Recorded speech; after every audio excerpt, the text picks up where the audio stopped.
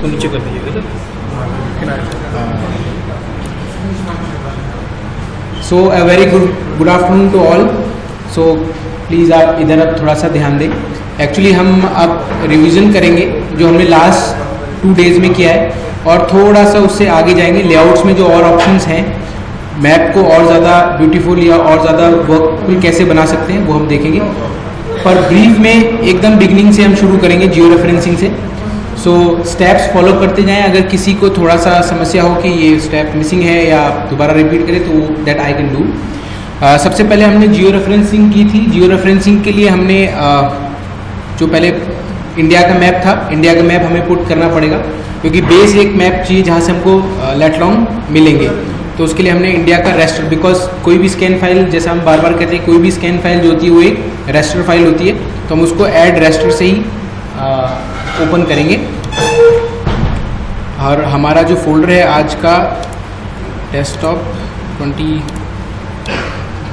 अगस्त, इसमें मैंने 3 फाइलें डाल रखी हैं. एक इंडिया की फाइल है जो कि जियो रेफरेंस है, दूसरी उत्तर प्रदेश की फाइल है जिसे मैं इसको एक बार आपको जियो रेफरेंस करके दिखाऊंगा, एंड देन फिर हम डेटा अटैच करके लेआउट बनाएंगे. तो जियो रेफरेंस इंडिया की मैप मैंने ऐड किया और मैंने यहाँ नीचे आप देख सकते हैं कि ये जियो रेफरेंस फाइल है क्योंकि मैं जब इसमें होवर कर रहा हूँ या माउस को घुमा रहा हूँ तो यहाँ पे आपके लेटलॉन्ग आ रहे हैं. That means it's a geo reference file.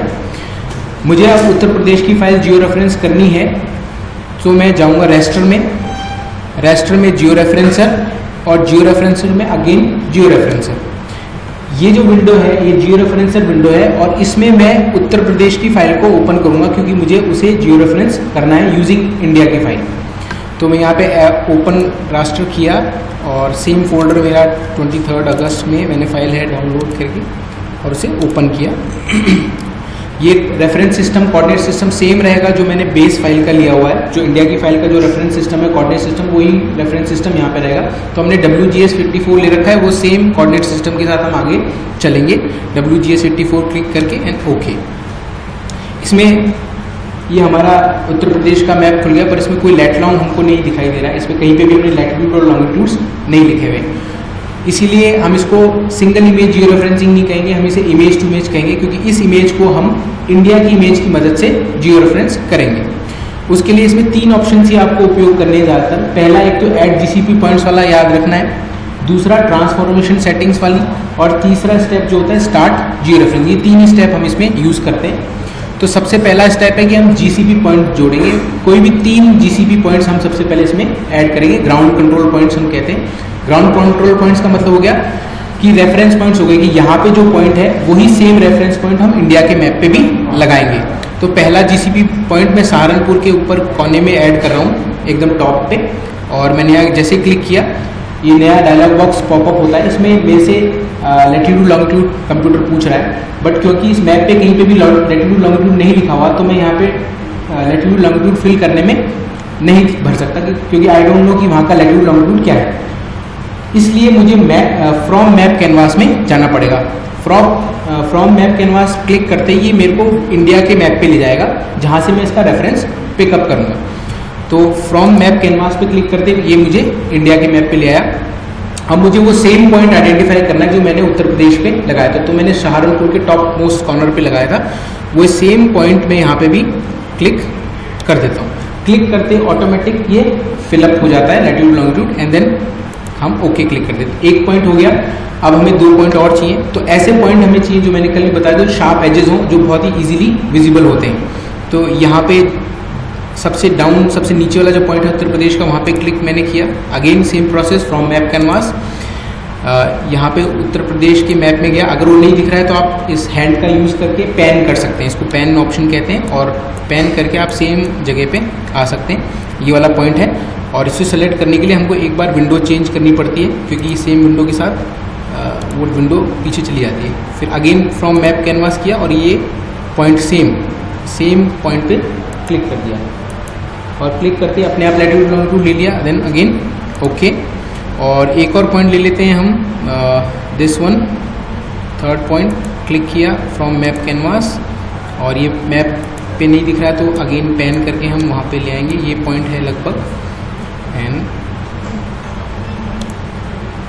इसको इसको यहाँ से पॉपअप करना पड़ता है, then again from map canvas करके और यहाँ पे क्लिक कर सकते हैं एंड ओके।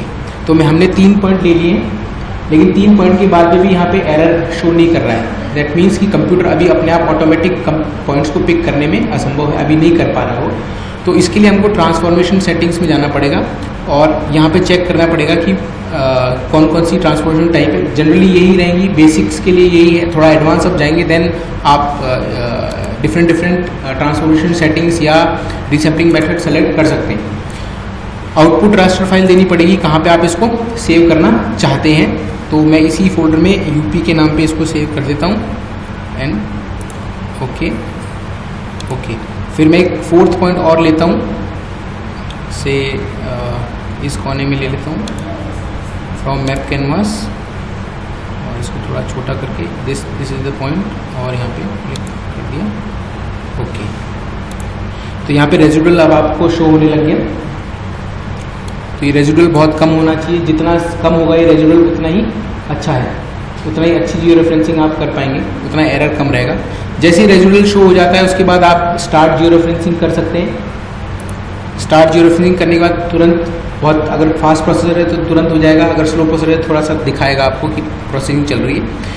अब आप पीछे विंडो में इसको डिस्कार्ड कर सकते हैं। अगर बहुत कम पॉइंट लिए तो डिस्कार्ड कर सकते हैं, बहुत ज़्यादा पॉइंट लिए तो सेव करना ज़रूरी है, क्योंकि 200-300 पॉइंट लिए अगर ख़राब हो जाती है जियो रेफरेंसिंग वापस करना चाहते हैं तो सेम जीसी पॉइंट आप इस फाइल से पिकअप कर सकते हैं।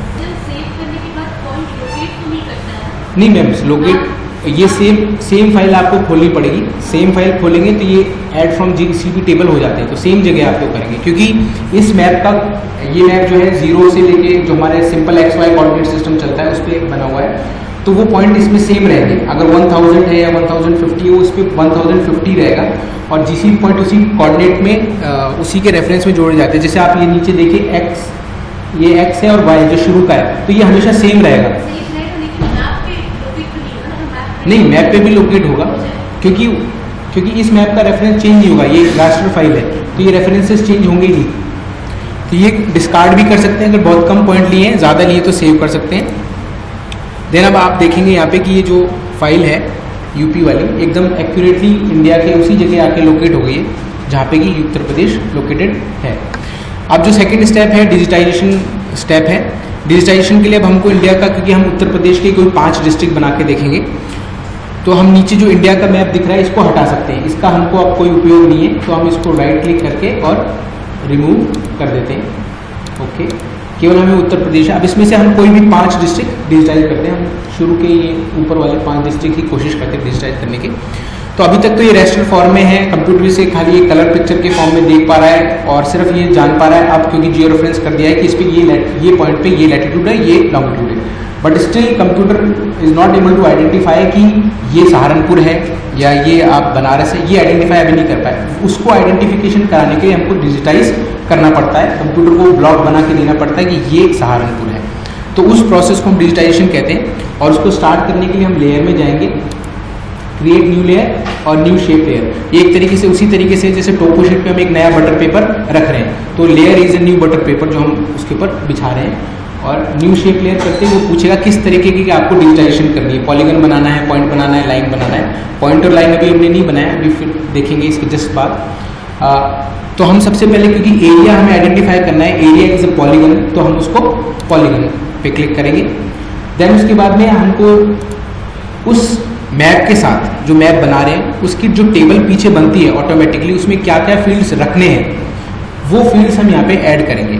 हो सकता है कि आप एक भी फील्ड ना रखें, हो सकता है केवल आप आईडी का यूज़ करके बाकी सारा डेटा बाहर से ले आएँ, लेकिन हमेशा प्रेफरेबल ये रहता है कि नेम जरूर ऐड करें, क्योंकि आइडेंटिफिकेशन नंबर हो सकता है कि कहीं कन्फ्यूजन हो जाए। अब आपको देखना पड़ जाए कि जम्मू कश्मीर का आइडेंटिफिकेशन आपने 28 दिया है, पर 28 उसका आइडेंटिफिकेशन नंबर है या नहीं है वो तो तभी पता पड़ेगा जब उसके साथ नाम लिखा हुआ होगा। इसीलिए प्रेफरेबल है कि हमेशा एक कॉलम नाम का जरूर जोड़ें।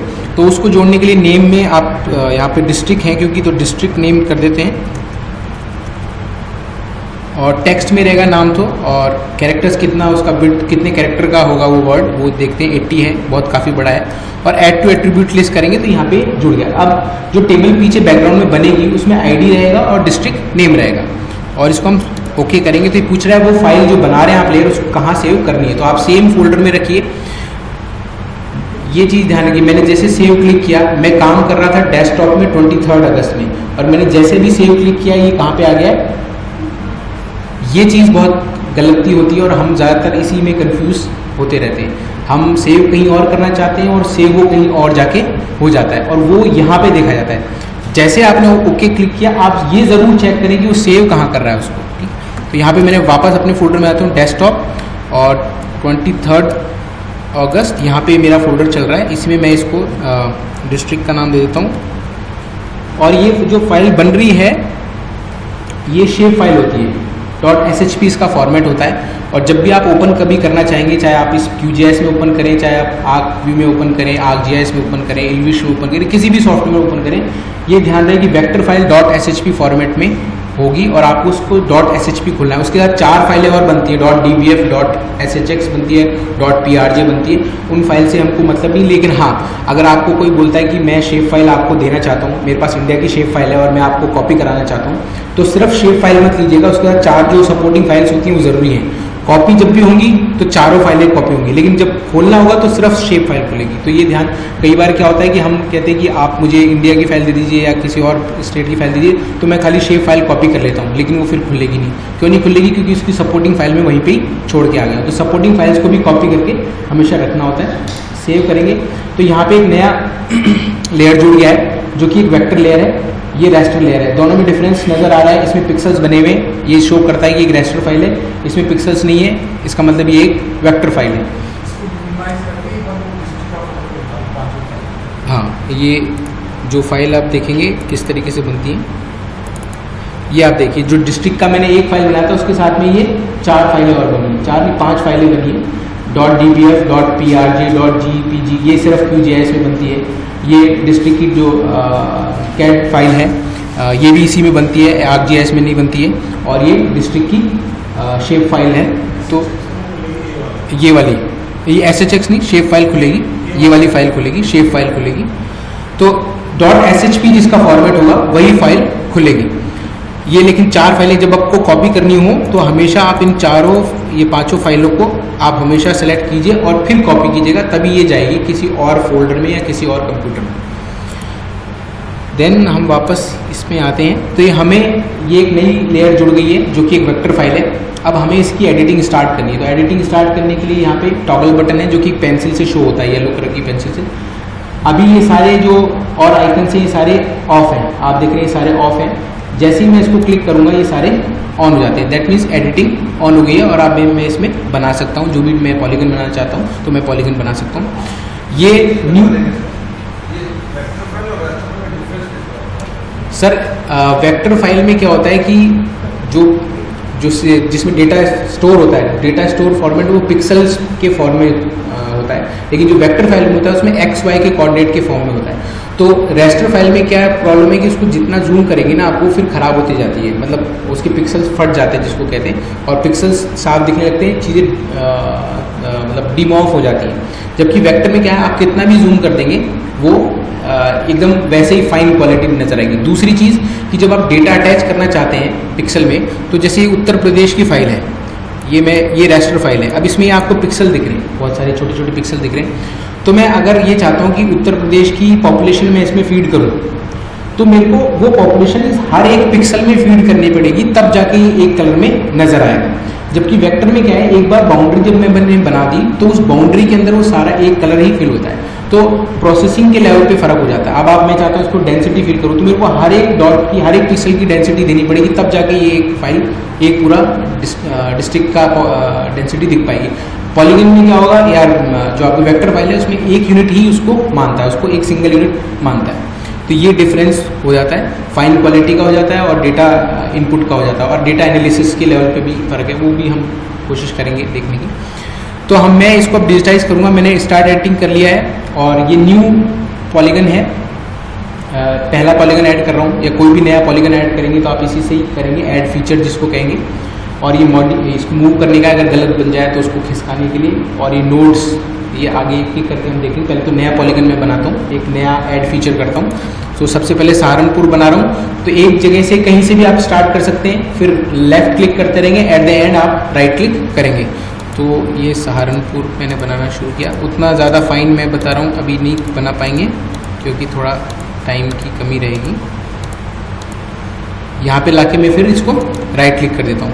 ये मुझसे आईडी पूछता है, आईडी इसी लेवल पे दे देंगे तो बेटर है, बाद में देंगे तो फिर दिक्कत होती है क्योंकि इस लेवल पे एक एक करके जब देते हैं आइडेंटिफिकेशन नंबर तो इजी होता है। लेकिन एक बार में आपने 200 पॉलीगन बना लिए फिर आप नंबर देंगे तो थोड़ा सा टफ हो जाता है। और नाम भी मैं इसका यहाँ पे दे देता हूँ।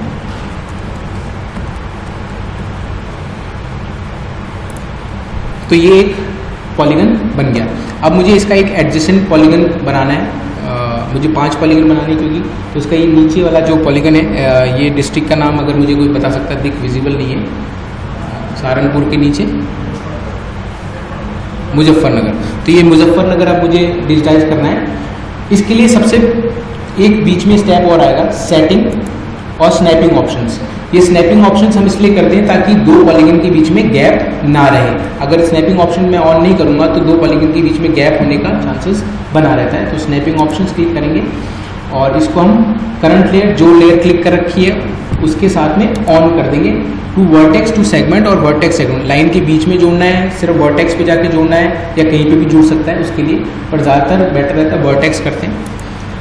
और वर्टेक्स इसलिए करते हैं क्योंकि कई बार इस तरीके की इमेजेस आ जाती हैं, वहाँ पे बार बार उस लाइन के साथ सेगमेंट के साथ चलना पड़ता है। अगर स्नैपिंग ऑन रहती तो बार बार वो सेगमेंट में जाके जुड़ता रहता है। तो इसलिए हम कोशिश करते हैं कि हमेशा पॉइंट पे ही उसको ऐड करें बजाय कि सेगमेंट के बीच में ऐड करने के।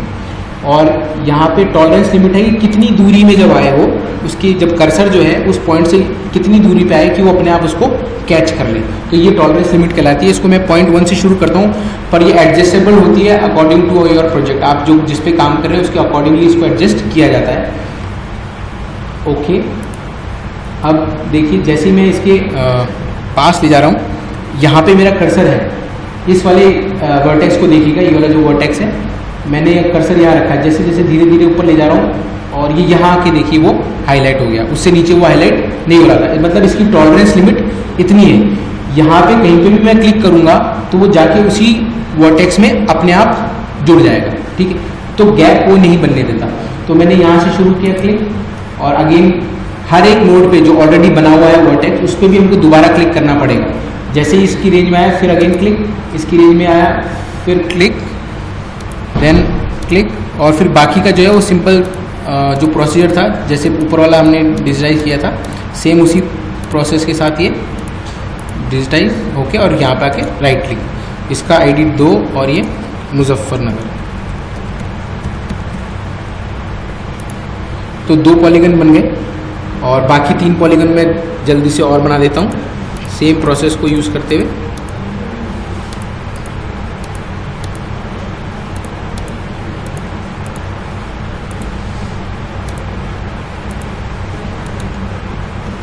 ये कौन सा डिस्ट्रिक्ट है? बिजनौर।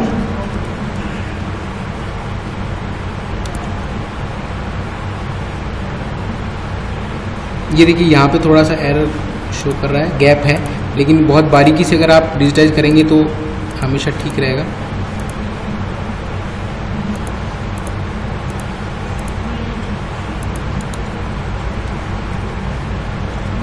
थ्री 4 है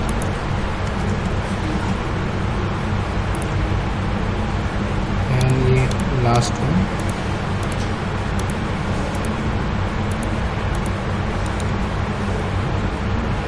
ये कौन सा है? गाजियाबाद। तो ये 5 पॉलीगन्स मैंने डिजिटाइज कर लिए और इसके कॉरेस्पॉन्डिंग अगर हम टेबल देखेंगे, एट्रीब्यूट टेबल, तो यहाँ पे 5 रोज हैं जिसमें कि उनके नाम लिखे हुए हैं, उनके आईडी लिखे हुए हैं। अब इसके साथ अगला स्टेप जो आता है कि ये खाली टेबल है, मुझे आगे जो भी चीज़ वर्क करना है इसमें कुछ डेटा होना चाहिए। ये तो केवल आईडी और नाम है, लेकिन डेटा इसमें भी जुड़ा हुआ नहीं है। तो मुझे डेटा आइदर मैन्युअली फीड कर सकता हूँ, यहाँ पे नया कॉलम ऐड करके, न्यू कॉलम करके उसमें मैन्युअली डेटा फीड कर सकता हूँ। लेकिन ज़्यादातर होता है कि हमारा बल्कि डेटा होता है, हमें बाहर से डेटा इंपोर्ट करना ही पड़ता है, तो वही प्रोसेस हम करेंगे। तो ये एक टेबल है जो कि मैप के साथ बनी है, ये टेबल वो है जो मैप के साथ बनी है। और एक टेबल मैं दिखाता हूँ जो कि बाहर है फोल्डर में, बाहर फोल्डर में डेटा न्यू करके, ये वो फाइल है जो कि कहीं से हम डेटा लेके आ रहे हैं। से ये एक डेटा है जिसमें कि वही 5 आईडी हैं, 5 आईडी और ये साथ में उसका डेटा जुड़ा हुआ है। तो ये डेटा मेरे को, ये जो एक्सेल फाइल है, ये एक्सेल फाइल मेरे को जोड़नी है किसमें, जो QGIS के अंदर फाइल जनरेट हुई है उसके साथ में। तो हम क्या करेंगे, सबसे पहले यहाँ पे जोड़नी है, ये पर्टिकुलर पॉलीगन फाइल है, इस पॉलीगन फाइल के साथ में ये एट्रीब्यूट टेबल है, इस एट्रीब्यूट टेबल में मुझे लाके वो जोड़ना है। तो सबसे पहले मैं उस फाइल को, उस एक्सेल फाइल को QGIS के अंदर लाऊंगा, QGIS के अंदर लाऊंगा। उसके लिए मैं ऐड वेक्टर फाइल जो सबसे पहला है, वेक्टर लेयर पे क्लिक करके ब्राउज, और जो डेटा है ये यहाँ से मैंने जहाँ पे भी आपके फोल्डर में उसको क्लिक करके ओपन, ये फाइल यहाँ पे शीट 1 करके खुल गई है, मतलब वो डेटा यहाँ पे आ गया है। अब इसके बाद मैं क्या करूँगा कि डेटा QGIS में आ तो गया, लेकिन अभी उस फाइल के साथ जुड़ा नहीं है। जोड़ने के लिए मैं जो डिस्ट्रिक्ट मैप है जो मैंने अभी बनाया है, पॉलीगन फाइल जो आपने वेक्टर लेयर बनाई है, उस पर राइट क्लिक करेंगे, प्रॉपर्टीज़, और प्रॉपर्टीज़ में जाके जॉइंस। इस जॉइन में आपको वो टेबल जो आपने ऑलरेडी QGIS में ले आए हैं, लेकिन उसको यहाँ पे भी उसको लाना पड़ेगा। उसके लिए क्या है, आप ये ऐड का सिंबल दिख रहा है यहाँ पे नीचे, अगर ऑलरेडी कोई फाइल जॉइंट है तो उसको हटा भी सकते हैं।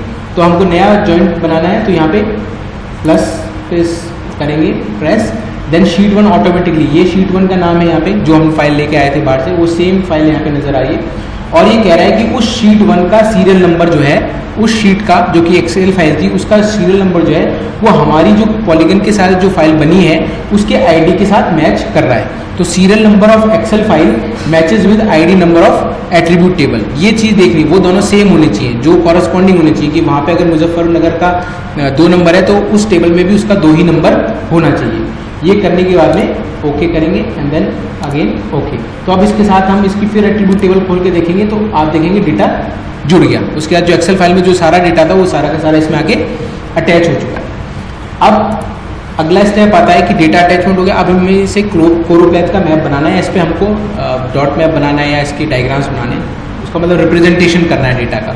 तो डेटा रिप्रेजेंटेशन के लिए अब हमें नीचे वाला जो मैप है यूपी का वो हमें नहीं चाहिए, वो हमारे किसी काम का नहीं है, क्योंकि हम उसका आगे उपयोग नहीं करेंगे। हमें केवल ये 5 डिस्ट्रिक्ट चाहिए। तो हम नीचे वाली जो फाइल है यूपी वाली, आइदर इसको ऑफ कर सकते हैं या फिर उसको रिमूव भी कर सकते हैं, दोनों चीज़ें आप कर सकते हैं। अगर बिल्कुल ही नहीं चाहिए तो रिमूव कर दीजिए, अगर बाद में हो सकता है काम आने वाली हो तो उसको ऑफ कर दीजिए। ये हो जाने के बाद में आप इसकी एडिटिंग हो चुकी है। ये नोड्स तब तक दिखाई देंगे जब तक कि एडिटिंग ऑन रहेगी, जैसे एडिटिंग को ऑफ कर देंगे तो ये नोड्स क्लियर हो जाते हैं। अब मैं इसके कलरफुल मैप बनाना चाहता हूँ, तो अगेन राइट क्लिक, प्रॉपर्टीज़, और प्रॉपर्टीज में आगे स्टाइल। ठीक, स्टाइल में 3 मेनली फीचर्स हैं जो आपके यूज आते हैं, सिंगल सिंबल, कैटेगराइज और ग्रेजुएटेड। सिंगल सिंबल पूरा मैप एक ही कलर में नजर आता है। कैटेगराइज अगर आप केवल स्टेट के नेम पे या नॉमिनल डेटा को रिप्रेजेंट करना चाहते हैं, तो 4 टाइप के स्केल्स होते हैं, उसमें नॉमिनल डेटा को अगर रिप्रेजेंट करना चाहते हैं तो कैटेगराइजेशन हो सकता है, या किसी एक पर्टिकुलर जोन में लाई करते हैं बहुत सारे यूनिट्स, तो उनको भी आप कैटेगराइजेशन कर सकते हैं, जोन वाइज कैटेगरी, तो इसका यूज़ करेंगे। और अगर आपको क्लासेस बनानी है, क्लास इंटरवल बनाने हैं डेटा के, देन या जिसको कहते हैं कंटिन्यूस डेटा है आपका, तो ग्रेजुएटेड का यूज़ करेंगे। ग्रेजुएटेड में सबसे पहले आपसे पूछा है किसके बेसिस पे आपको बनाना है, तो मैंने डेटा इसमें ज्वाइन कर रखा है, तो मैं कहता हूँ कि लिटरेसी के बेसिस पे मुझे मैप बनाना है। सी लिटरेसी मैंने क्लिक कर दिया। कितनी क्लासेस में करना है, 5 तो टोटल मेरे डिस्ट्रिक्ट्स हैं, तो 5 क्लासेस नहीं रखूँगा, मैं थोड़ी क्लासेस कम कर देता हूँ, 2 क्लासेस या 2 क्लासेस में ले लेता हूँ। कलर चेंज कर सकते हैं यहाँ से आप, एंड देन उसके बाद में जो मेथड है क्लासिफिकेशन का वो भी आप चेंज कर सकते हैं, कि इक्वल इंटरवल चाहिए आपको या क्वांटाइल चाहिए। ये स्टैटिस्टिकल मेथड्स हैं, टेक्निक्स हैं, ये आपके रिसर्च के हिसाब से आप खुद चूज़ करते हैं कि आपको क्लासिफिकेशन किस बेसिस पे करना है। ओके, तो ये क्लासिफिकेशन हो गया। ये एक पर्टिकुलर डिस्ट्रिक्ट, 2 डिस्ट्रिक्ट्स एक कलर में आ गए और 3 डिस्ट्रिक्ट्स एक कलर में आ गए, या एक क्लासेस में 2 क्लासेस में डिवाइड किया हमने मैप को, तो 2 क्लासेस में आ गए। अब अगर मैं चाहूँ कि मैं लिटरेसी भी इसी पे शो करूँ, यहाँ से स्टेप नया है, यहाँ तक हमने कर चुके हैं। कंपोज़र में एक बार चले जाता हूँ, फिर कंपोज़र से ही वापस आते हैं। इसका जब लेआउट बनाना है, पेज पे प्रिंट करना है, यहाँ तक तो हमने इसको यहाँ पे शो कर दिया। जब पेज पे प्रिंट करना है तो हमको उसके बहुत सारे और कैरेक्टरिस्टिक दिखाने, लीजेंड भी दिखाना है, मैप स्केल भी दिखाना है, विड्थ भी दिखाने हैं। तो उसके लिए हमको प्रोजेक्ट में कंपोज़र में जाना पड़ता है, एक न्यू कंपोज़र। अच्छा, क्योंकि स्केल तब तक वर्क जो आपका कोऑर्डिनेट सिस्टम है वो सही होना चाहिए। तो प्रोजेक्ट का जो कोऑर्डिनेट सिस्टम है, प्रोजेक्ट की प्रॉपर्टीज़ हैं, वहाँ जाके एक बार कोऑर्डिनेट सिस्टम ज़रूर देख लें, क्योंकि स्केल बनने में दिक्कत होती है अगर वहाँ अनेबल कर दें। ताकि क्या होता है कि अगर ये कोऑर्डिनेट सिस्टम सही नहीं होगा तो वहाँ पे जब स्केल बनाएंगे तो आप वो स्केल गलत बन के आता है। तो ये ध्यान रखें थोड़ा सा। और ओके, जो आपने सेलेक्ट कर रखा है सेम वही कोऑर्डिनेट सिस्टम सेलेक्ट करेंगे, बस फ्लाई आपको ऑन करना है, ऑन द फ्लाई। इसके बाद प्रोजेक्ट में जाके आप न्यू प्रिंट कंपोज़र में जाएंगे। इस प्रिंट कंपोज़र में आप लेआउट का जो नाम रखना चाहते हैं वो रख लीजिए। लाइक लिटरेसी का मैं बना रहा हूँ तो लिटरेसी रख दिया मैंने, और ओके।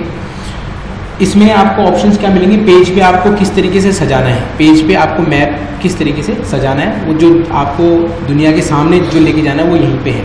अब तक जो पीछे कर रहे थे वो आपके पास है, आपके कंप्यूटर में आपने देखा है, लेकिन क्या शो करना है पब्लिक को वो यहाँ पे दिखाई देगा, इस पेज पे दिखाई देगा। तो सबसे पहले तो आप मैप डालेंगे, खाली पेज है ये, और इस पेज की प्रॉपर्टीज़ आप देखेंगे A4 साइज़ है। अब बहुत बड़ी शीट जैसे बनाते हैं, A1 साइज़ भी बना सकते हैं, A0 साइज़ भी बना सकते हैं, यहीं से चूज़ करेंगे आप। लेकिन हमारा जो ऑर्डिनरी प्रिंटर होता है वो A4 पेज निकालता है, तो हम A4 ही रखते हैं इसकी सेटिंग को। हाँ बिल्कुल मैम, अगर आप इसका A1 साइज़ कर देंगे यहाँ से, A0 साइज़ या A1 साइज़ कर देंगे तो वो पोस्टर की साइज़ पे प्रिंट हो जाएगा। जब आप बड़े प्रिंटर पे ले जाके प्रिंट करेंगे तो उसी साइज़ पे प्रिंट होगा वो।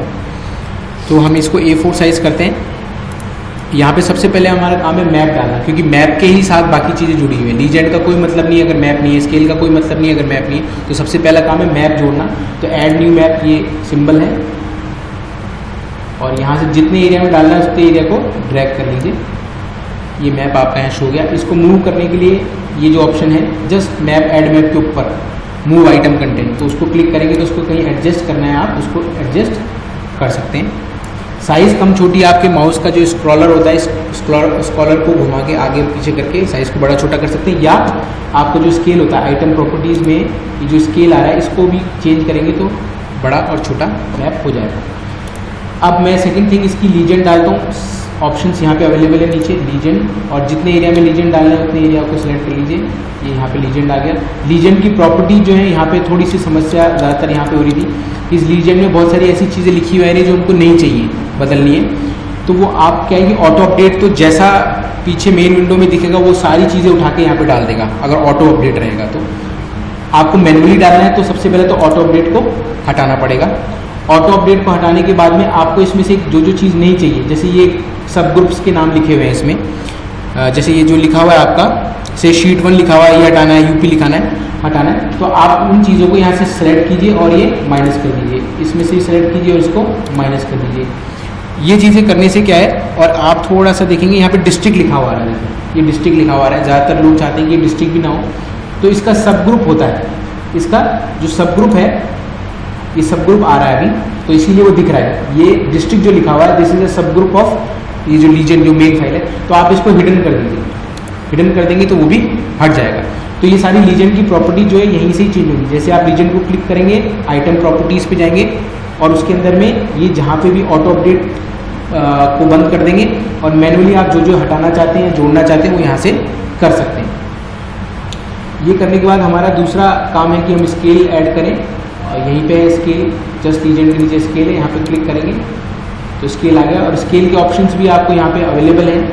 आपको लेफ्ट में कितने सेपरेशन चाहिए, कितने यूनिट्स चाहिए, और राइट में कितने चाहिए, ये सारी चीज़ें आपको यहाँ पे अवेलेबल है। यहाँ पे जैसा सर ने बताया था कि अगर आप चाहते हैं किलोमीटर अलग से लिखना, तो यहाँ से किलोमीटर हटा दीजिए, यहाँ से इस जगह से किलोमीटर हटा दीजिए, और मैनुअली टेक्स्ट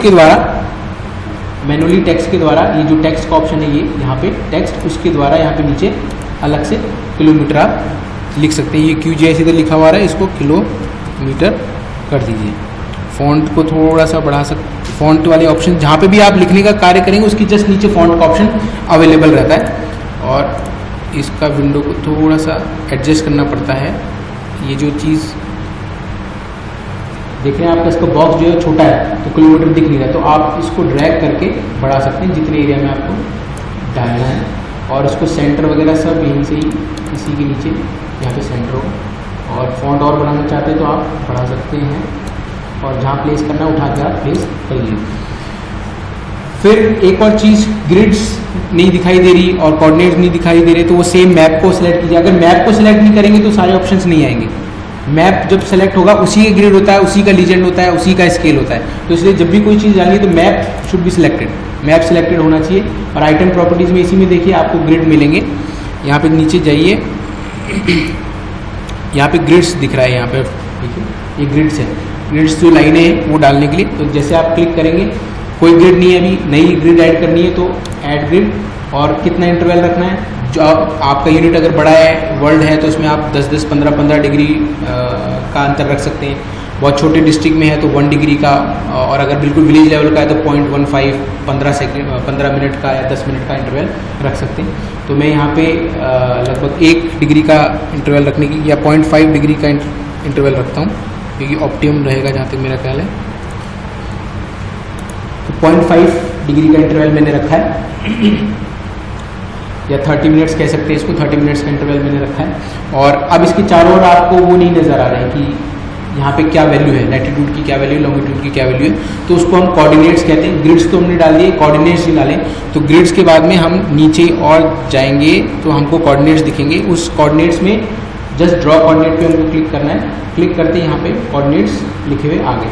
उनका जो एडजस्टमेंट है, आप उसको वर्टिकल रखना चाहते हैं, हॉरिजॉन्टल रखना चाहते हैं, वो सब यहाँ से मिल जाएगा। उसका फॉर्मेट क्या रखना चाहते हैं, ईस्ट वेस्ट आगे लिखना चाहते हैं, नॉर्थ लिखना चाहते हैं, तो आपको एक फॉर्मेट है जो सबसे ऊपर है फॉर्मेट, ये उसका फॉर्मेट है कि किस फॉर्मेट में ये इनको आप लिखना चाहते हैं। सिर्फ डिग्री लिखना चाहते हैं, डिग्री मिनट लिखना चाहते हैं, डिग्री मिनट के साथ में आप ईस्ट और नॉर्थ भी लिखना चाहते हैं, वो सब चीज़ें यहाँ पे अवेलेबल है। जिस फॉर्मेट में भी लिखना चाहते हैं आप उस फॉर्मेट को सेलेक्ट कीजिए। सफिक्स में नॉर्थ या ईस्ट लिखा हुआ आ जाएगा।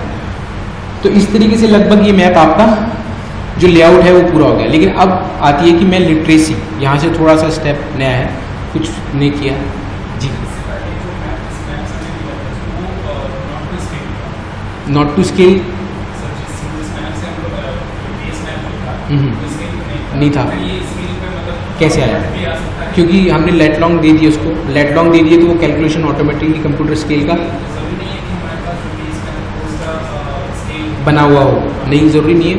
किसी भी मैप को अगर आप जियो रेफरेंस कर देंगे तो वो अपने आप स्केल कैलकुलेशन हो जाएगा, क्योंकि उस आपने ये बता दिया उसको कि डिस्टेंस की वैल्यूज़ ये हैं।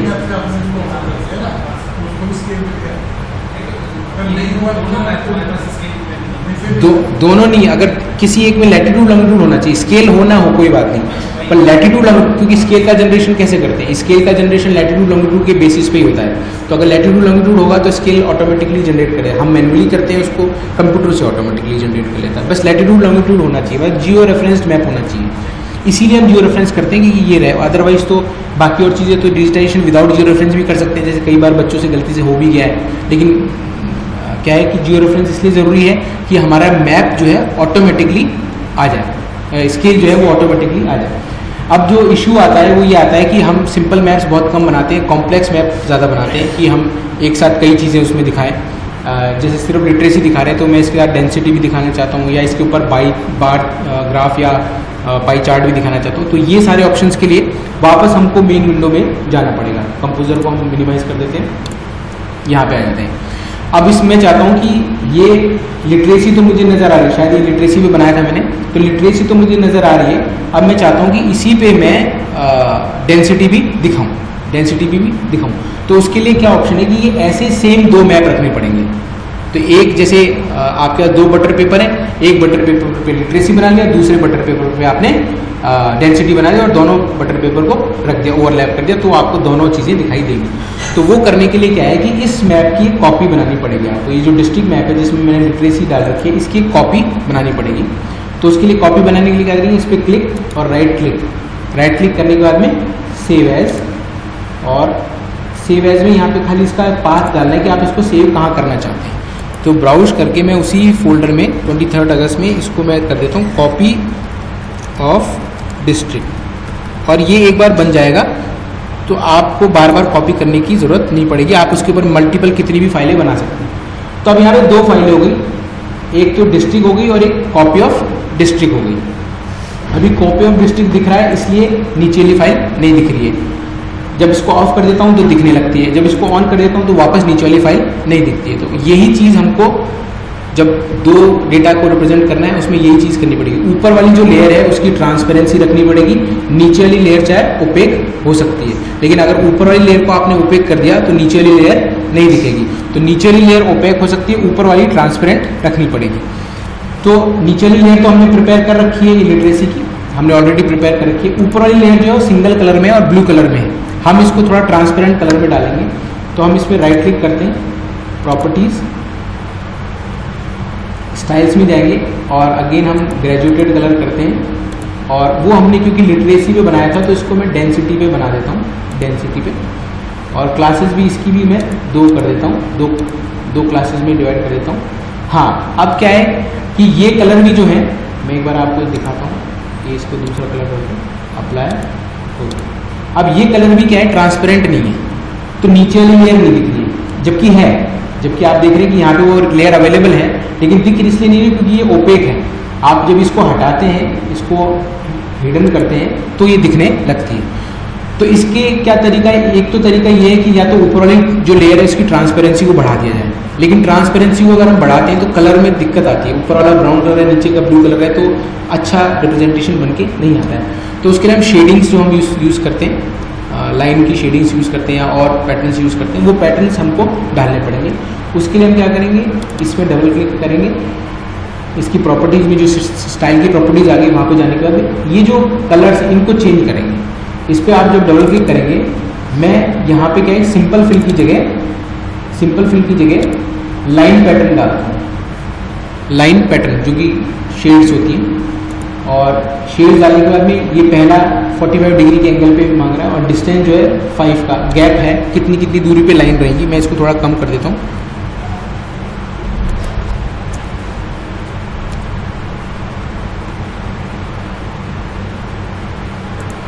इसका कलर जो है थोड़ा लाइट है, इसको डार्क करता हूँ।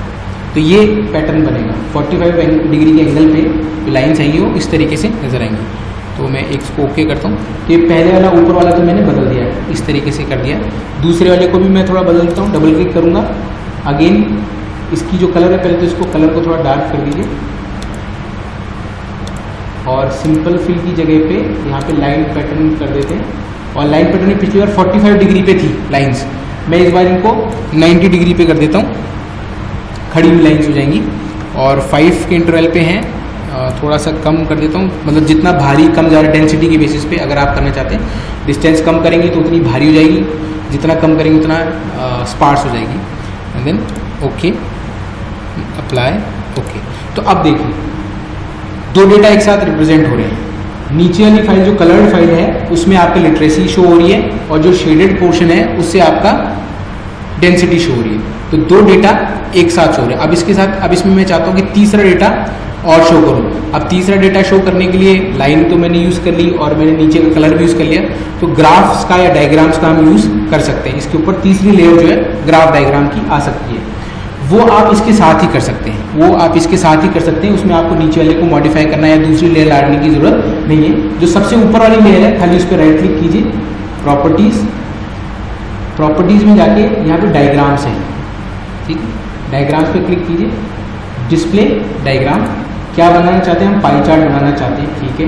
हम किसके बेसिस पे बनाना चाहते हैं वो चीज़ें आप यहाँ पे डाल दीजिए। मैं चाहता हूँ कि जो हमने पॉपुलेशन डेमोग्राफिक की जो डाटा डाला था, हिंदू, मुस्लिम, क्रिश्चियन और सिख, ये चारों को प्लस से इधर ऐड करना पड़ेगा कि मैं इन चारों के बेसिस पे पाई चार्ट बनाना चाहता हूँ। इन चारों को सिलेक्ट करके इधर डाल दिया कि इन चारों के बेसिस पे मैं ऊपर मैंने सिलेक्ट किया था पाई चार्ट, ये पाई चार्ट बनाना चाहता हूँ। और इसको एक बार हम अप्लाई करके देखते हैं। ओके, अब ये बन गए, लेकिन ये बहुत बड़े बड़े आ रहे हैं। तो साइज़ का ऑप्शन भी वहीं पे है, राइट क्लिक करेंगे, प्रॉपर्टीज़, डायग्राम्स में आप देखेंगे ये साइज़ जो है इसको छोटा कर दें। बहुत बड़े डायग्राम से मैं इसको सिर्फ 5 का साइज़ रिड्यूस कर देता हूँ, अप्लाई, ओके। वो बहुत छोटे हो गए, मतलब अकॉर्डिंगली आप कर सकते हैं। उसको थोड़ा सा बड़ा कर देता हूँ, 10, ओके। तो अब आपको तीन चीज़ें नज़र आ रही हैं। सबसे नीचे जो कलर्ड मैप है वो लिटरेसी दिखा रहा है, ऊपर जो शेडेड मैप है वो आपको डेंसिटी दिखा रहा है, और जो ऊपर पाई चार्ट है वो आपको कम्युनिटी का प्रोपोर्शनेट दिखा रहा है कि कितनी परसेंटेज कौन सी पर्टिकुलर रिलीजन है। तो ये तीनों चीज़ें आपको इसी मैप पे दिखाई दे रही है। अब इसका जो लेआउट बनाते हैं हम, कंपोजर हमारा ऑन है अभी,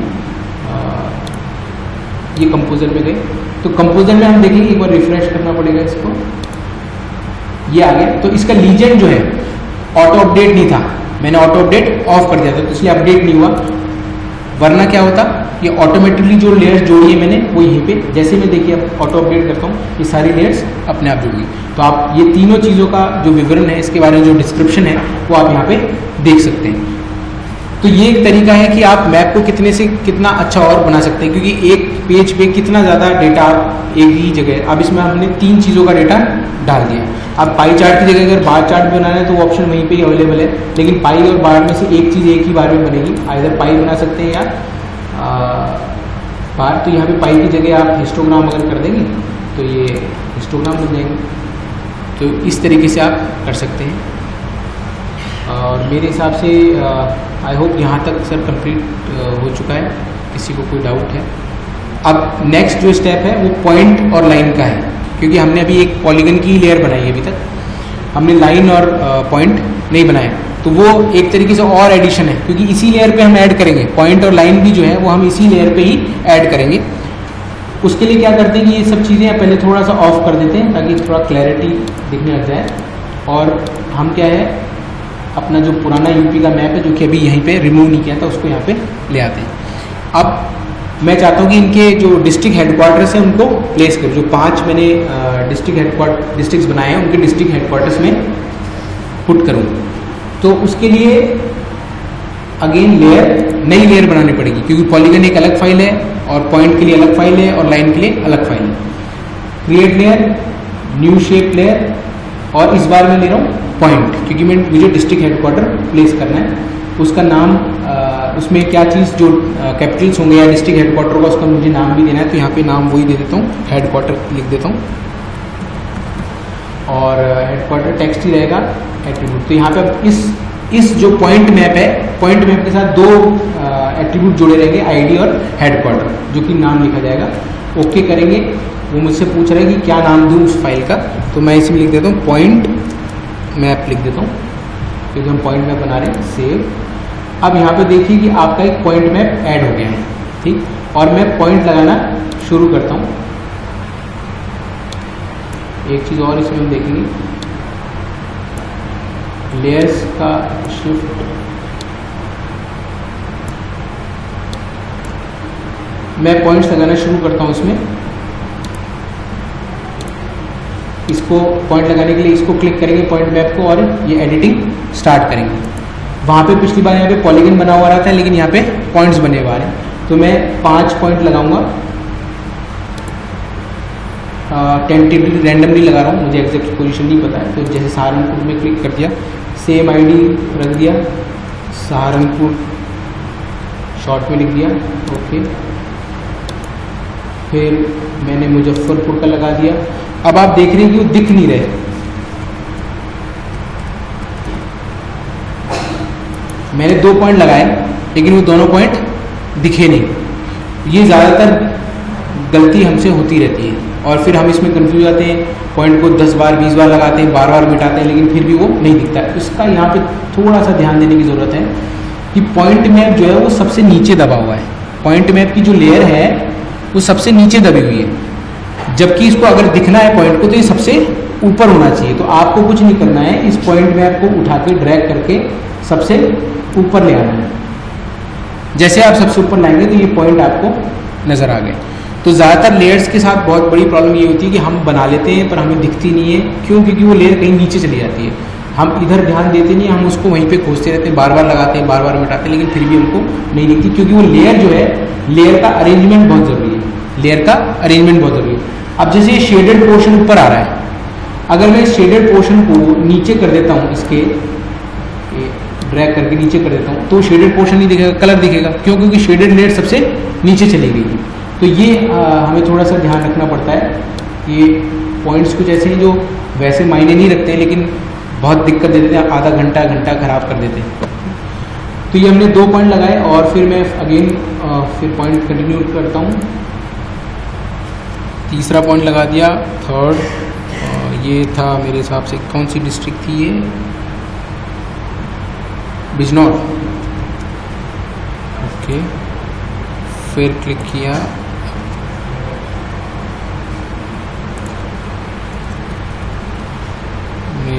और ये क्लिक किया,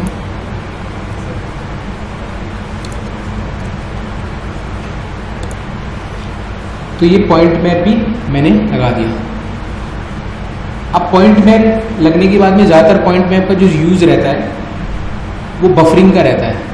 पॉइंट मैप का एक तो ये होता है कि data representation, for example district headquarter है या वो तहसील हेडक्वार्टर है तो उसका साइज़ वगैरह हम छोटा बड़ा करते हैं, वो सब चीज़ें आपको पॉइंट मैप से मिलेंगी। या राइट क्लिक करेंगे, प्रॉपर्टीज में जाएंगे और जो स्टाइल्स हैं, तो स्टाइल से पिछले बार पॉलीगन की प्रॉपर्टीज आ रही थी, लेकिन इस बार पॉइंट की प्रॉपर्टीज आ रही है। यहाँ से आप उनके सिंबल्स चेंज कर सकते हैं, जिस तरीके का आप सिंबल आप उसमें लगाना चाहते हैं वो आप लगा सकते हैं। सिंगल सिंबल है अभी, तो अगर आप ग्रेजुएटेड करना चाहते हैं या कैटेगराइज करना चाहते हैं, यहाँ पे कैटेगराइज की बहुत ज़रूरत पड़ती है, क्योंकि सिटीज़ को कैटेगराइज करना है आपको डिस्ट्रिक्ट हेडक्वार्टर में, तहसील हेडक्वार्टर में, तो उनको कैटेगरीज में डिवाइड करते हैं। डिस्ट्रिक्ट हेडक्वार्टर का अलग कलर होगा, तहसील हेडक्वार्टर का अलग कलर होगा, एयरपोर्ट का अलग सिंबल होगा, तो वहाँ कैटेगराइजेशन काम आता है, ताकि एक ही बार में आप एक कैटेगरी की जितनी भी सिटीज़ हैं उनको एक ही में डाल दें। अदरवाइज क्या है, एक एक को सेलेक्ट करके हमें चूज़ करना पड़ता है और चेंज करना पड़ता है। तो ग्रेजुएटेड यहाँ पे बहुत कम काम आता है, जैसे कि टेम्परेचर का डिस्ट्रीब्यूशन दिखाना है या वाटर लेवल का डिस्ट्रीब्यूशन दिखाना है, तो वहाँ पे ग्रेजुएटेड का आता है कि हमने टेम्परेचर के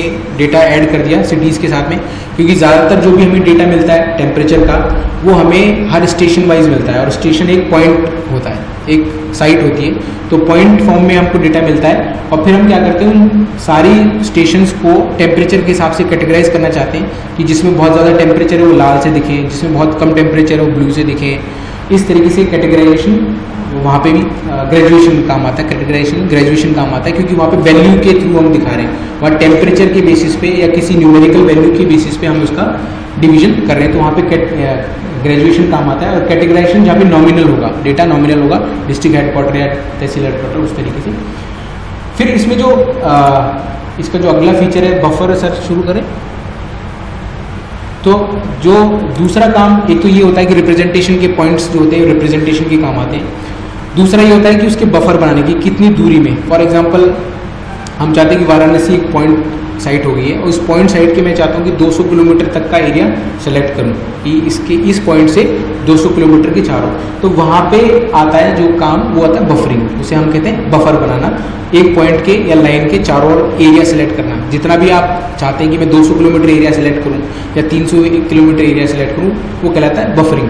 तो आप किसी पॉइंट से, लाइन से या पॉलीगन से भी, तीनों किसी चीज़ का आप बफर बनाना चाहते हैं कि आप उसके अराउंड कितना एरिया चाहते हैं एक्वायर करना है, या कितना एरिया आप एनालाइज करना चाहते हैं, वो सेलेक्ट करना चाहते हैं डिस्टेंस के बेसिस पे, तो आप उसको बफरिंग करते हैं। बफरिंग का ऑप्शन आपको मिलेगा वेक्टर में। जब वेक्टर में आप जाएंगे, देन उसमें आप वेक्टर में आपके ये जो जियो प्रोसेसिंग टूल्स हैं, क्योंकि एक वेक्टर फाइल है, अभी तक जो हमने पॉलीगन बनाया वो भी एक वेक्टर फाइल था, जो पॉइंट बनाया वो भी एक वेक्टर फाइल है, और लाइन बनाएंगे वो भी एक वेक्टर फाइल होती है। तो जो सारे प्रोसेसेस आपको मिलेंगे वो वेक्टर फाइल के अंदर ही मिलेंगे। जियो प्रोसेसिंग जो की थी हमने, रजिस्ट्रेशन किया था जियो रेफरेंस, वो एक रास्टर फाइल का किया था, तो इसके ऑप्शंस रास्टर में मिला था, क्योंकि ये एक वेक्टर फाइल है तो इसके ऑप्शंस हमको वेक्टर फाइल में मिलेंगे। वेक्टर में जाके जियो प्रोसेसिंग, और जियो प्रोसेसिंग में बफर्स। अब बफर किसका बनाना है, सबसे पहले पूछ रहा है बफर बनाना किसका है, तो हमें कॉपी ऑफ डिस्ट्रिक्ट मैप जिसमें कि हमने शेडिंग डाल रखी है उसका नहीं बनाना, डिस्ट्रिक्ट मैप जिसमें कि लिटरेसी भर रखी है उसका नहीं बनाना, हमें पॉइंट का बनाना है। बन उसका भी सकता है, ऐसा नहीं कि उसका नहीं बनेगा, पर हम अभी जो है पॉइंट मैप का बनाना चाह रहे हैं। तो जिस मैप का हमको बफर बनाना है उसको हम सेलेक्ट करेंगे। तो पॉइंट मैप का हमको बफर बनाना है, तो हमने पॉइंट मैप यहाँ पे सेलेक्ट कर दिया। और अगर पांचों का नहीं बनाना है, जैसे 5 पॉइंट मैंने लगाए थे, अगर पांचों का बफर नहीं बनाना है, किसी पर्टिकुलर का ही बनाना है, 1 या 2 का ही बनाना है, तो उनको आप पहले सेलेक्ट कर लीजिए, और उसके बाद यूज ओनली सिलेक्टेड फीचर जब करेंगे तो केवल उन्हीं 2 या 3 का ही वो बना के देगा, बाकियों का नहीं बना के देगा। अभी अब क्लिक करेंगे बिना यूज ओनली के, तो सबका ही बफर वो बना के देगा। देन डिस्टेंस कितना रखना चाहते हैं आप, मतलब कितने एरिया आप कवर करना चाहते हैं। तो उसे मैं 10 यहाँ पे दे देता हूँ, 10 किलोमीटर। एंड देन बाकी कभी कभी क्या होता है कि ऑलरेडी डेटा फीड हुआ होता है उसमें, ये तो मैं मैनुअली दे रहा हूँ, पर मैं चाहता हूँ कि मेरी टेबल में डेटा जुड़ा हुआ है कि इस सिटी का इतना बफर बनाओ, इस सिटी का इतना बफर बनाओ, अलग अलग अगर बने हुए तो एक टेबल पहले से ही बना के डालनी पड़ती है एक्सेल में। तो वो यहाँ से आप डेटा अटैच होगा, डेटा अटैचमेंट के बाद यहाँ से उठा सकते हैं आप उस डेटा को, कि आपको हर एक सिटी का इक्वल बफर नहीं बनाना है, किसी का 5 का बनाना है, किसी का 10 का बनाना है, किसी का 15। तो एक टेबल बना लीजिए, नाम बना लीजिए, आईडी बना लीजिए, उसके आगे कितने का बफर बनाना है वो डाल दीजिए, और वो टेबल यहाँ से ला के आप कर सकते हैं। तो वो एक दूसरा तरीका, उसमें टेबल ऐड करनी पड़ेगी पहले। देन उसके बाद में जो बफर बन के आएंगे, क्या वो बफर आपस में मिले हुए होने चाहिए या सेपरेट रहने चाहिए, तो वो ऑप्शन यहाँ पे है। अगर मिलना चाहते हैं, आप मिलाना चाहते हैं, सबको एक ही बनाना चाहते हैं, डिजोल्व करना चाहते हैं, तो आप डिजोल्व का ऑप्शन क्लिक कर सकते हैं। और यहाँ पे जो फाइल बनने जा रही है उसका नाम, उसको कहाँ सेव कर रहे हैं, तो मैं उसे उसी फोल्डर में कर रहा हूँ जहाँ हम काम कर रहे हैं। माई डेस्कटॉप गायब हो गया इसका,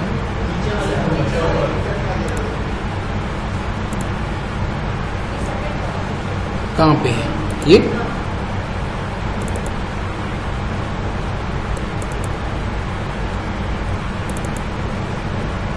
मैंने इसका नाम दे दिया बफर,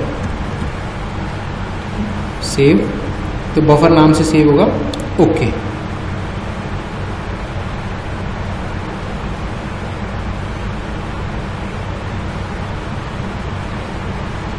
प्रोसेसिंग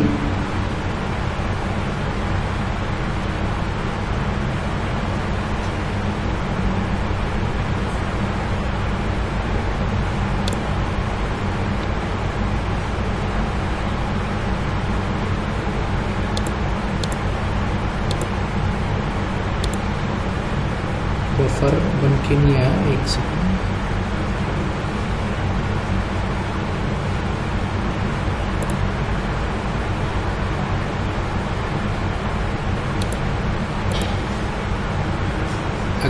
अगेन ट्राई करते हैं। एक चीज़ और देख लेते हैं, प्रोजेक्ट में प्रोजेक्ट प्रॉपर्टीज़, ये ज़्यादातर कोऑर्डिनेट सिस्टम के ऊपर डिपेंड करता है। Vector, again Jio processing, buffers, point map, you selected नहीं, बफर डिस्टेंस थोड़ा ज़्यादा डाल के देखते हैं। शेप फाइल, सेम मैप को वापस यूज़ कर लेते हैं।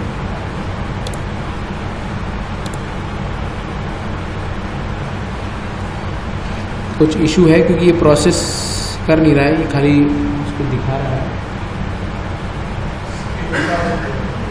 जी सर, हाँ स्केल की, बट ये प्रोसेस अभी नहीं कर रहा है इसको। हो सकता है बाकी और में आप ट्राई करेंगे तो आप में शुरू हो जाएगा। इसमें ये प्रोसेसिंग ही दिखा रहा है, but this is the option. जैसे आप इसको क्लिक करेंगे बफर बनेगा। तो ये जो पॉइंट है आपका, इस पॉइंट के चारों ओर जितना भी एरिया आपने 100 दिया है, 200 दिया है, तो उसके हिसाब से एक राउंड और बन के आ जाएगा, उसके हिसाब से राउंड और बन के आ जाएगा। तो वो बफरिंग कहलाता है। वो आप लाइन के अलॉन्ग भी कर सकते हैं और वो पॉइंट के साथ भी कर सकते हैं। अब इस पे हमने पॉइंट भी बना लिया और पॉलीगन बना लिया। अब अगर हम चाहते हैं कि कुछ लाइन भी बना दें तो और अच्छा रहेगा। तो लाइन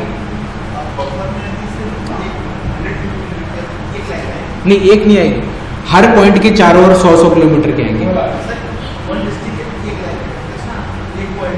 एक पॉइंट,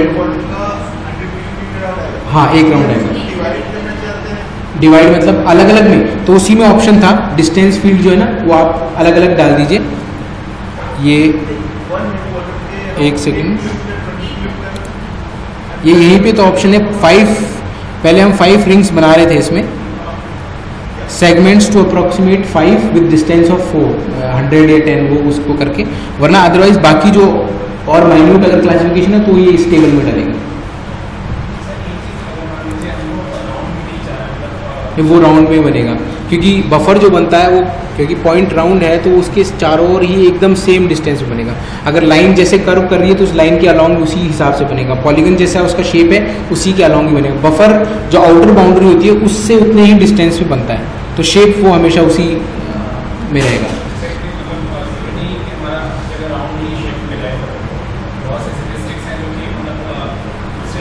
हाँ सेंटर से कितनी दूर और तो पॉलीगन का आप यूज़ कर लीजिए, जो पॉलीगन है पॉलीगन का बफर बनाइए, तो पॉलीगन का बफर उसी की शेप में ही बाहर ग्रो करेगा।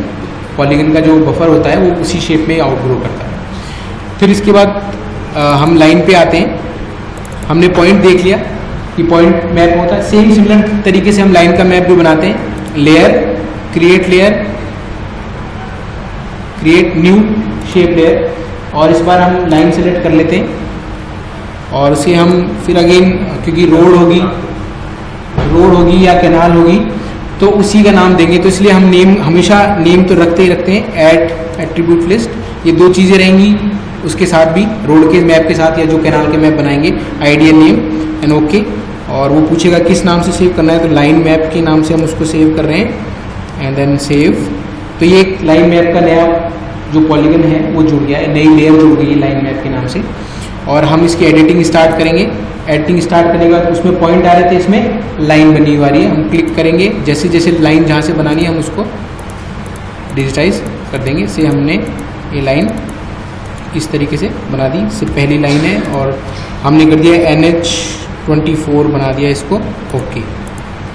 तो ये NH24 हो गया। फिर दूसरा आप बनाना चाहते हैं तो अगेन क्लिक कीजिए, और ये नोड पे अगर कनेक्ट करेंगे तो ज़्यादा बेटर रहेगा। क्यों? क्योंकि अगर नोड पे अगर कनेक्ट नहीं होता है और आपको कल को स्पेशल क्वेरी रन करनी है, या आपको ट्रांसपोर्ट जो सिस्टम है उसका एनालिसिस करना है, ट्रांसपोर्ट सिस्टम एनालिसिस करना है, या रोड नेटवर्क का एनालिसिस करना है, तो अगर ये नोड्स कनेक्ट नहीं होंगी तो जो नेटवर्क का एनालिसिस है वो नहीं आएगा। नेटवर्क का एनालिसिस में क्या होता है, शॉर्टेस्ट रूट ढूंढने का, फास्टेस्ट रूट ढूंढने की चीज़ें, वो चीज़ें फिर पॉसिबल नहीं हो पाती। तो इसलिए जब भी कोई रोड दूसरी रोड को कनेक्ट करे, अगर कर रही है तो, क्योंकि अगर फ्लाईओवर है तो फिर कनेक्ट नहीं करेगी, तो फिर आपको इसको इस पॉइंट में भी नहीं जोड़ना पड़ेगा, फिर उसको बाईपास ही आपको करना पड़ेगा। लेकिन अगर उस नोड में वहाँ पे चौराहा है तो आपको उस नोड पे क्लिक करना पड़ेगा और फिर आगे जाना पड़ेगा। अगर आपके चौराहा नहीं है तो उसको बिना क्लिक किए हुए इसके ऊपर से जाना पड़ेगा।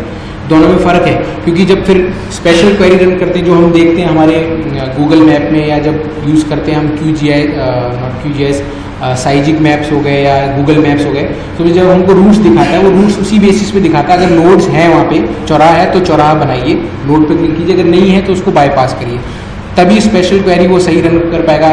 नियरेस्ट डिस्टेंस अगर देखनी है या आपको टाइम इंटरवल निकालना, वो सब चीज़ें उसी के बेसिस पे पॉसिबल हो पाती हैं। तो ये दूसरी रोड बना दी, से मैंने दूसरे नंबर की, और इसको मैंने NH17 नंबर दे दिया, ओके। तो इस तरीके से आप तीनों फीचर आपको इसमें नज़र आ रहे हैं कि नीचे बेस में एक पॉलीगन मैप है जो कि डिस्ट्रिक्ट दिखाता है, उसके ऊपर ये जो पॉइंट मैप है ये उसके डिस्ट्रिक्ट हेडक्वार्टर्स दिखाते हैं, और ये जो लाइनें हैं वो उसके रोड दिखा रही है। इसको सेव करके इसका एडिटिंग ऑन, तो ये रोड दिखा रही है। जब आप कंपोजर में जाएंगे तो कंपोजर में ये चीज़ें आपको फिर नज़र आएंगी। कंपोजर में एक बार रिफ्रेश करता हूँ तो कंपोजर में भी आएंगे और लीजेंड में वो जुड़ती जाएंगी। मैप है या जो लाइन मैप है या पॉइंट मैप, वो सब इसमें जुड़ता चला जाता है। तो ये एक फाइनल मैप बनता है जिसमें आप पूरा इस्तेमाल करते हैं आपकी कार्टोग्राफिक टेक्निक्स का। इसको कहते हैं डिजिटल कार्टोग्राफी टेक्निक। जो हमने अभी तक किया है that is only digital cartographic techniques. अभी तक हमने किसी इमेज की प्रोसेसिंग नहीं की है, तो हम उसको ये नहीं कह सकते कि हमने जोग्राफिकल इंफॉर्मेशन सिस्टम का यूज़ किया है। This is only digital cartography. GIS कब शुरू होता है? अब इसके बेसिस पे मैं जब एनालिसिस शुरू करता हूँ, मैं चाहता हूँ कि मैं रोड नेटवर्क का एनालिसिस करूँ, या मैं चाहता हूँ बफर बनाऊँ उसके और डिस्टेंसेस को देखूँ, या इसकी ओवरले एनालिसिस करता हूँ, वहाँ से जोग्राफिकल इंफॉर्मेशन सिस्टम शुरू होता है। This is only digital cartography. यहाँ तक ये होता है डिजिटल कार्टोग्राफी। इसके आगे पहले तो आज अभी इसके बाद तो ये सेशन आप ये सब बनाएंगे, लाइन डॉट 1-1-5 मतलब 10 आपने बनाए हैं पॉलीगन, तो 10 डॉट्स एंड 10 रोड्स या कैनाल्स कुछ आप ड्रॉ करेंगे और उसको इसी तरीके से एक फाइनल लेआउट बनाएंगे। उसके बाद हम कोशिश करेंगे कि रेस्टर जो प्रोसेसिंग वाले जो पार्ट हैं उसको शुरू करें। तो अभी लंच रेडी है, और आपकी कोई क्वेरी और हो तो आप यू कैन आस्क। तो लंच के लिए चला जाए। Thank you.